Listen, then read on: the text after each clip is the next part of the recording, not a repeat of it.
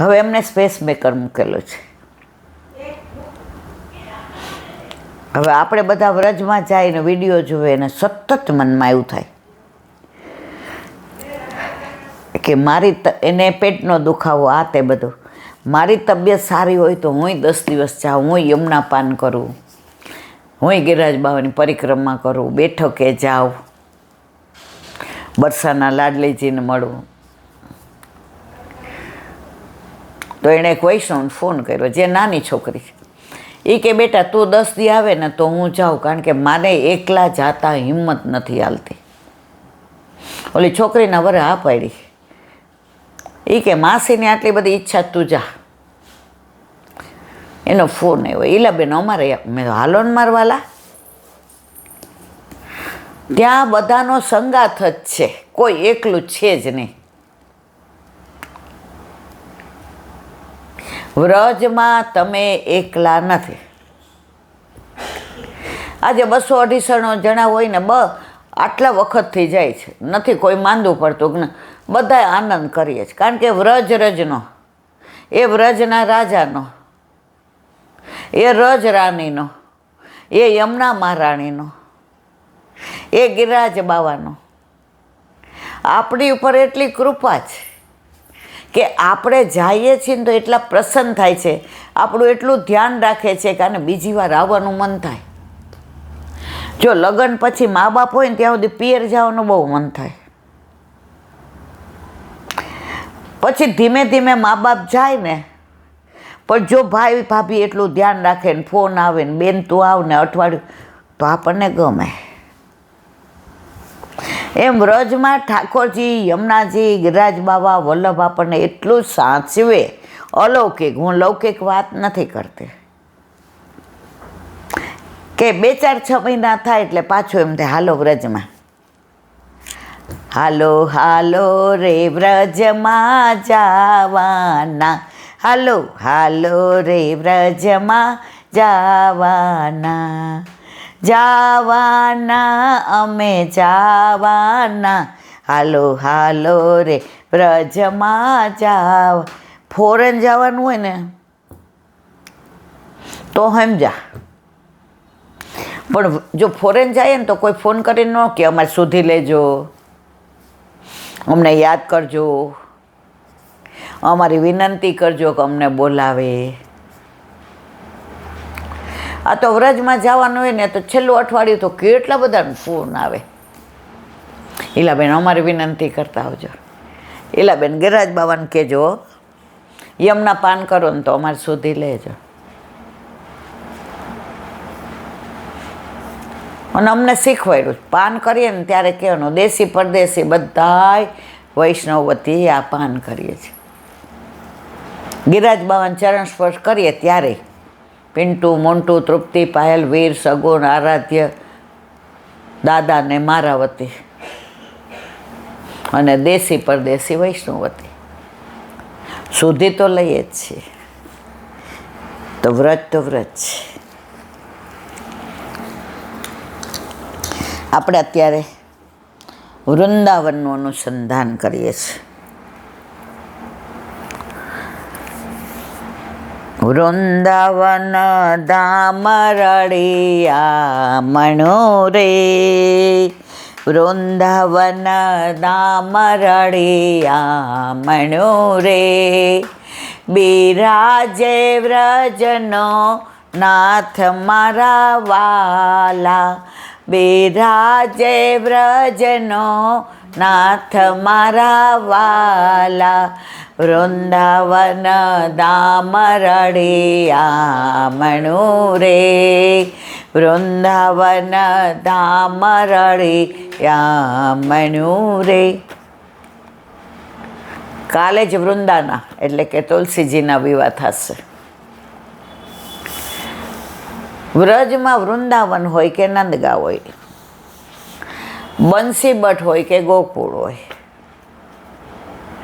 મોખરાઈ હોય કે રાવલ હોય,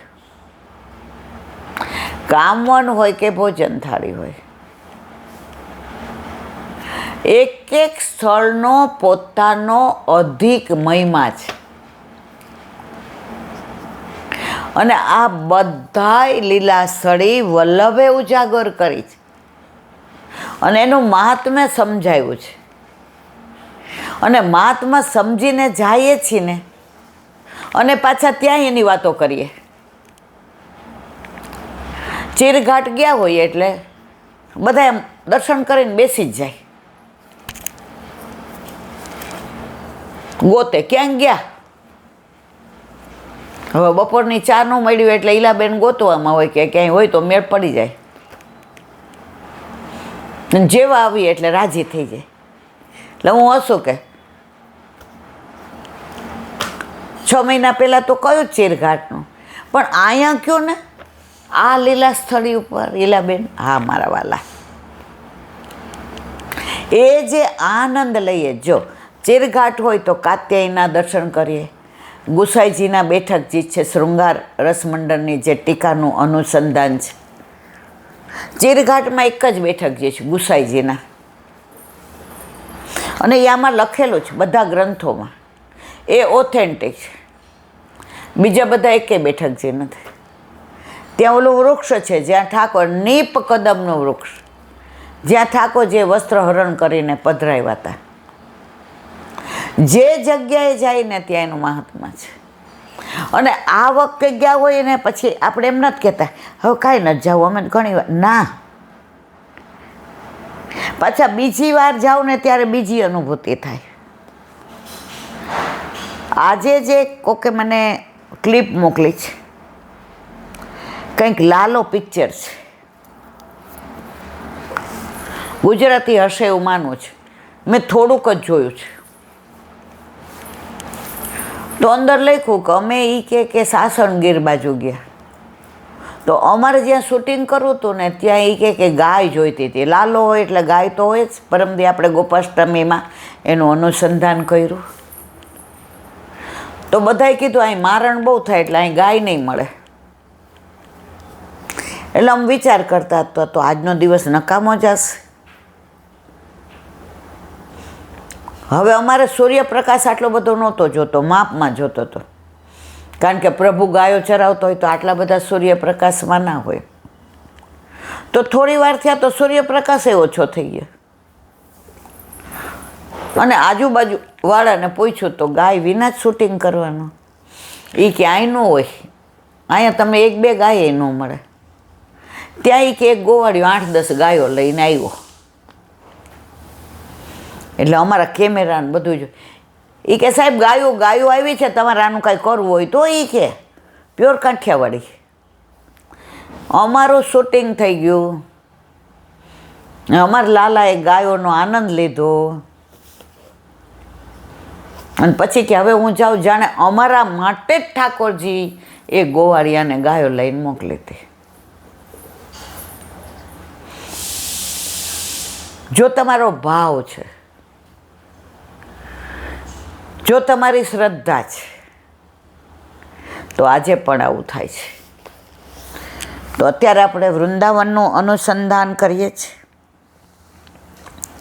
કદા વૃંદારણ્યે વિપુલ યમુના તીર પુલીને ચરંતમ ગોવિંદમ હલધર સુદામા દિસહિતમ અયે કૃષ્ણ સ્વામિન મધુર મુરલી વાદન રત પ્રસિદ્ધેત્યા કોશનપી નવીસન મેચ્યામી દિવસાંગ.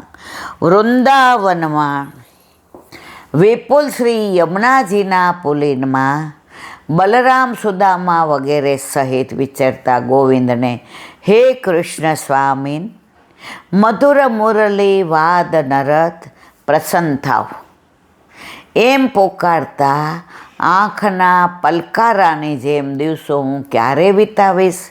ભાગવત 10મ સ્કંદ 11મો અધ્યાય 24-25 શ્લોકમાં આનું વર્ણન કરવામાં આવેલ છે. વૃંદાવનમ સપ્રસ્ય વિશ્યમ સર્વકાલ સુખાવહમ તત્ર ચક્ર વૃજાવાસમ સકટે ચ ચંદ્રવત. વૃંદાવનમ ગોવર્ધનમ યમુના પુલીનાની ચ વીક્ષાસી દુત્તમા પ્રીતિ રામ માધવયો નૃપ. વૃંદાવન સર્વકાલ ઋતુઓમાં સુખ પ્રાપ્ત કરનાર, ત્યાં કાયમ વસંત જ રહે છે. તેમાં પ્રવેશીને ત્યાં ગાડાઓથી અર્ધચંદ્રાકાર વ્રજવાસ કર્યો. ગોકુળમાં જ્યારે આ બધા અસુરો આવતા હતા, તૃણાવતને માર્યો ને, કાલી નાગને નાથ્યો ને, પૂતનાને મારીને, સક્ટાસુરનો ઉદ્ધાર કર્યો ને, એટલે બધાએ કીધું કે આ ગોપાલ આવ્યો ત્યારથી બહુ આ બધા અસુરો હેરાન કરે છે, હવે આપણે ગોકુળ છોડી દઈએ, તો કે વૃંદાવન જઈએ. તો આવી રીતે ગાડા રાખ્યા અર્ધચંદ્રાકાર, એટલે બધા એકબીજાને જોઈ શકે, દર્શન કરી શકે, બધું કરી શકે. આપણે છોકરાઓને લઈને 2 વર્ષ પહેલાં વ્રજમાં ગયા તો નંદગાંવ ગયા, એટલે છોકરાઓ નંદગાંવમાં ઉપર ગયા, નંદ બાવાની યશો, આપણે બેન પગડી મારી એટલે તમે મારી યાર.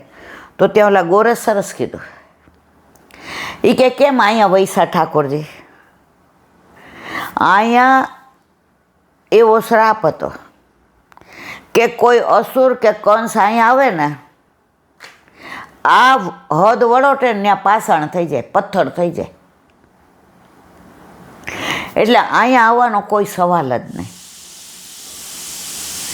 એટલે નંદ બાવાએ વૃષભાનજીએ કહ્યું કે અહીંયા રહ્યો તમે, એટલે અહીંયા આવ્યા. અને ઠાકોરજી હોય ત્યાં શંકર ભગવાન હોય મહાદેવ, ત્યાં નીચે નંદીશ્વર મહાદેવ, અહીંયા ડોસીવાળાને પોળે જુઓ તમે નટેશ્વર મહાદેવ છે, ચંપારણ જાઓ ચંપકેશ્વર મહાદેવ છે. જ્યાં જ્યાં ઠાકોરજી હશે ને, શંકર ભગવાન કે આપણે પહેલાં વૈષ્ણવ લાલા આવતા જાતા મારે તારા દર્શન કરવાના, તો મારો આરાધ્ય દેવ છે. અને શંકર ભગવાને જ્યાં ભરાય ને ત્યાં ઠાકોરજીને બોલાવે. ઓલા રાવણે એટલું તપ કર્યું, પ્રભુ કે શંકર ભગવાન કે માગ, એ કે આ કૈલાસ આપી દો, હવે આ તો ભોળા લઈ જા. તો પાર્વતી સહિત જીવ આ તો નકામો હતો, પાર્વતીજી સહિત હાલો, એ કે આ તો મને આપી દીધું. પાર્વતીજી કે આ પ્રભુનું તો શું કરવું? કોને યાદ કરે? ઠાકોરજીને. પ્રભુ પધાર્યા, એ કે વાહ રાવણ તો કૈલાસ લઈ જશે? એ કે હા. એ કે પાર્વતીજીને એટલે? એ કે હા. એ કે ગાંડા, આ તો પાર્વતીજીની છાયા છે, લઈ જઈને શું કરીશ? મૂકી દીધું. જ્યાં ભરાય ને ત્યાં ઓલો ભસ્માસુર, એની વાત અહીં ઘણી વાર કરી છે એટલે નથી કરતી. પ્રભુમાં એવી વિચક્ષણતા છે, કાંઈ કર્યા વિના બધાને વશ કરી લે. અને મહાદેવ એટલા ભોળા. ઓલા નરસિંહ મહેતા 3 દી સુધી માથું રાખીને પડ્યા રહે, એમને કાંઈ એને તપ નહોતું કર્યું. તો શંકર ભગવાન ભોળા, એ કે આજો મને કેટલો પ્રેમ કરે, 3 દી સુધી કેવું એને માને? એ કે માગ માગ નરસિંહ હું આપું. નરસિંહ મહેતા કે આપવું હોય તો ઠાકોરજીને રાસલીલાને દર્શન કરાવો. શંકર ભગવાન કે આપણો મેળ પડી ગયો. કેટલી વાર કીધું પ્રભુ મને રાસલીલા અંદર, એ કે એમાં તમારો અધિકાર નહીં, એ કે મહાદેવ. છતાં એ કે તમને કોઈ વૈષ્ણવ કે ને એના દ્વારા તમને કરાવો. શંકર ભગવાન કે ભલે મર્યાદાવાળો પણ વૈષ્ણવ તો છે ને. મને રાસમાં આવ્યા. લલિતાજી કે અહીંયા એ કે ગોપી સિવાય કોઈનો અધિકાર નહીં. શંકર ભગવાન ગોપેશ્વર બન્યા, ગોપીશ્વર. આપણે બંસી બટમાં જોઈએ તો ગોપેશ્વર મહાદેવ છે ને, બિરાજે છે ને. મારા વાલા વ્રજની જુઓ કે વ્રજેશની જુઓ કે વિરજાની જુઓ કે વનમાળીની જુઓ કે વ્રજવાસીની જુઓ કે વ્રજ રજની જુઓ, તમે એની લીલા અપરંપાર છે અને બધી રસાળ. આ બધી લીલાઓ તમે ગમે એટલી વાર સાંભળો, તમે એમ નહીં કહો હા હવે સાંભળી બસ લીલાબેન નથી બોલવું. ના, હોલમાં સત્સંગ કરતા હોય ને તો હું કહું ને આ તો બધા સાંભળો, ના ના આખું કયો ને આખું કયો. સત્સંગનો પ્રભાવ કેવો? પેલા કોઈ લૌકિક વાત કરતો હોય ને અધૂરેથી આપણે જાય ને, શેનું કહેતા ફરીથી કહો, અને ઓલાય લડાવીને કહે. એ હવે પ્રભુ ઘરમાં પધાર્યા અને સત્સંગ કરીએ એટલે આપણે જોઈએ કે અહીંયા લૌકિક જ વાતો થતી હશે. પ્રભુ એવી લીલા કરે ને આપણે ત્યાંથી ખસી જઈએ. અને જો અલૌકિક થતું હોય તો આપણે તરત કહીએ પહેલેથી કયો ને. ઘણી વાર ઘણા કહેતા હોય ને વાર્તા ને બધું, તો એલા બેન તમે તો સાંભળું. મેં તો ના મારા વાલા, સાંભળવું હોય ને વાંચવું હોય ને એના કરતાં તમારા મોઢે સાંભળો ને તો તમારો ભાવ, તમારા મોઢાના હાવભાવ, તમારા શબ્દો, તમારું બોલવાનું, તમારી બોડી લેંગ્વેજ, તમારી સ્પીચ થેરપી, તમારા આંખના જે ભાવ, એ ઓલામાં મેં વાંચ્યું એમાં એવો આનંદ જેવું તમે બોલો છો. મને સત્સંગ સાંભળવો બહુ ગમે. તો